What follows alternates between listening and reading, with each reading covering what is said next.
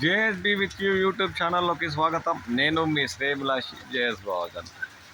ఈ మధ్యకాలంలో విరగ కాస్తున్న ఎండలపై నీళ్లు చల్లేలా చిత్తూరు జిల్లా పుల్చల మండల పరిధి ప్రాంతాల్లో శుక్రవారం ఉదయం నుండి ఆకాశం మేఘావృతమై మధ్యాహ్నం వేళ ఉక్కపోతగా ఉన్న సాయంత్రం నుండి చినుకులతో కూడిన తుంపర రాలుతున్న విషయం మనకు తెలిసిందే.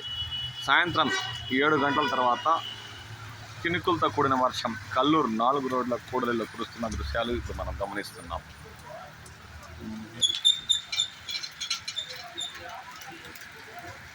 వేసవిలో ఉక్కపోతల మండుతున్న ఎండలపై నీళ్లు చల్లేలా 7వ నెల కానవస్తున్న వర్షం జాడలేక తీవ్రంగా ఇబ్బందులు ఎదుర్కొంటున్న రైతులకు మళ్ళీ ఆశలు చిగురించేలా చినుకులతో కూడిన మోస్తారుపాటి వర్షం పుల్తల మండలంలో పరిసర ప్రాంతాల్లోని గ్రామాల్లో శుక్రవారం సాయంత్రం నుండి కురుస్తున్నట్లు స్థానికులు పేర్కొన్నారు.